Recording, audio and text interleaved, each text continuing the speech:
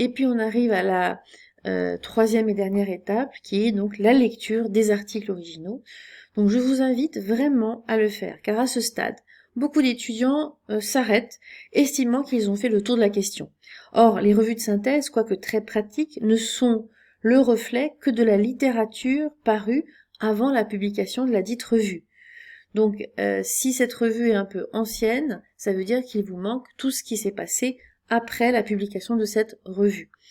Donc, il faut vraiment vous plonger dans les articles originaux, mais je vous rassure, vous n'avez pas besoin de tout lire de A à Z.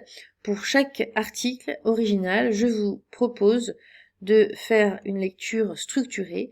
D'abord, lisez le résumé pour tout de suite avoir une idée des résultats, puis notez les objectifs de chaque article en les cherchant à la fin de l'introduction. Ensuite, notez les principaux éléments de méthode, et en finissant par les principaux résultats, en regardant notamment les tableaux et les graphiques, et également, vous pouvez en début de discussion avoir une synthèse assez concise des principaux résultats de l'étude. Donc vous n'avez pas besoin de tout lire à ce stade. Alors je vous montre sur un article. Donc voilà, ici je suis sur un article de l'Environmental Health Perspective. Donc on est sur toujours pollution de l'air pendant la grossesse et les traits autistiques. C'est la fameuse étude ESCAPE dont je vous ai montré un petit article en français très succinct. Mais ici j'ai l'article complet. Donc je vous rappelle un petit peu comment est-ce que c'est présenté. Vous avez le titre, vous avez les noms des auteurs qui ont participé à la rédaction de cet article avec les affiliations. Ici vous avez un résumé structuré avec une introduction, les objectifs, la méthode, les résultats, la conclusion et éventuellement la citation. Ensuite, vous avez l'introduction. L'introduction, normalement, se termine par les objectifs.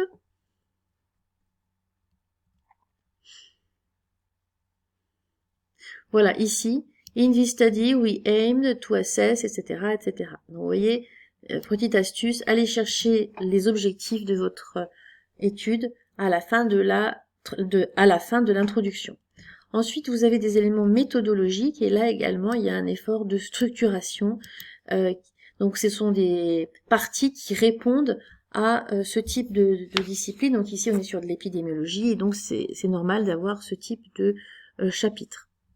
Voilà, donc là, vous avez vraiment toute la cuisine qui a été faite pour cet article. Et puis ensuite, vous commencez à voir l'analyse stat ici et on arrive sur les résultats. Donc souvent, on a un tableau descriptif général et puis après, on a des tableaux qui vont plus détailler les datas. On a également la possibilité donc de faire des figures et c'est ce qui a été choisi ici pour notamment les différents polluants. Ensuite, donc la partie résultats en général est très courte. Regardez, vous voyez, ça s'arrête là. Et c'est surtout la discussion qui va nous occuper. Donc la discussion, vous n'êtes pas obligé de la lire tout de suite. Vous pouvez revoir ici, en début de discussion, les principaux résultats de l'étude. Et puis ensuite, regarder leur autocritique. C'est là que les auteurs vont pointer les points forts et les points à améliorer.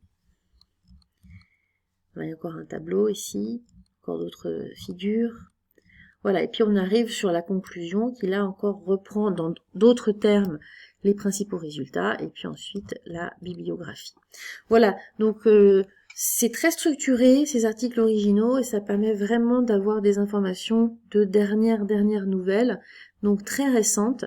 Et vous savez qu'il y a un décalage entre le moment où les connaissances sont produites par les chercheurs et où il y a une application où ça arrive au grand public. Donc vous là, vous avez la possibilité d'aller directement à la source de la connaissance sans avoir à attendre peut-être plusieurs années avant que le grand public y accède. Donc nous sommes arrivés à la fin de cette vidéo sur la façon d'éplucher vos articles. Donc maintenant c'est à vous. Je vous encourage à commencer par vos articles en français, puis les synthèses en anglais, et puis ensuite les articles originaux si dans votre sujet il y a de tels articles originaux. Donc vraiment, prenez le temps de vous imprégner de votre sujet, de bien le lire avec les différentes méthodes que je vous ai montrées dans cette vidéo. Et puis ensuite, remplissez vos fiches d'appel à l'action en les téléchargeant sous cette vidéo.